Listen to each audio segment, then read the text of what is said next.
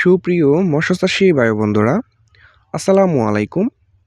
আশা করি আল্লাহর অশেষ রহমতে সকলেই ভালো এবং সুস্থ আছেন।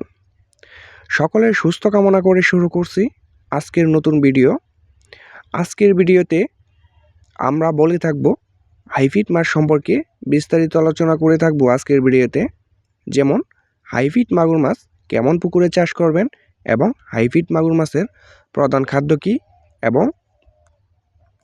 এবং বিদেশি জাতের মাছটি প্রতি শতকে কত পিস করে কালচার করবেন এবং এটার পুকুর প্রস্তুতি নিয়ে। তো ভিউয়ার্স, আরও বিভিন্ন সাইড নিয়ে আলোচনা করে থাকবো আজকের ভিডিওতে। পুরো ভিডিওটি লক্ষ্য করে দেখতে থাকবেন।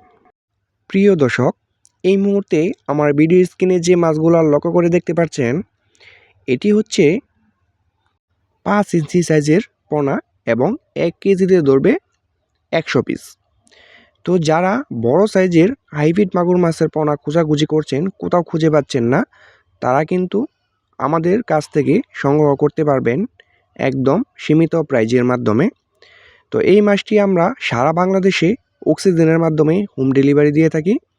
আপনারা যে যেখান থেকে ভিডিওটি লক্ষ্য করে দেখছেন ওইখান থেকে কিন্তু অর্ডার কনফার্ম করতে পারবেন। আমরা 24 ঘন্টার মধ্যে এটি হোম ডেলিভারি দিয়ে থাকি।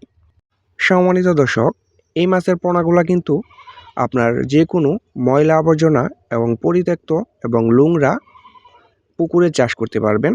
যেরকম খুদুরিপানা, কুচুরিপানা এবং ময়লা আবর্জনা এরকম ধরনের পুকুরে কিন্তু আপনি চাষ করতে পারবেন। যেরকম বাংলা মাছ চাষ হচ্ছে না, আপনি কিন্তু এই মাছটিকে আপনার এই পুকুরে চাষ করে খুব অল্প সময়ে লাভবান হতে পারবেন।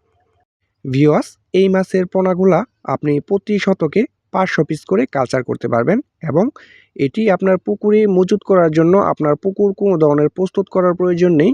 যেরকম বাংলা মাছের জন্য নানা ধরনের ভাবে পুকুর প্রস্তুত করার প্রয়োজন, এটি তা না।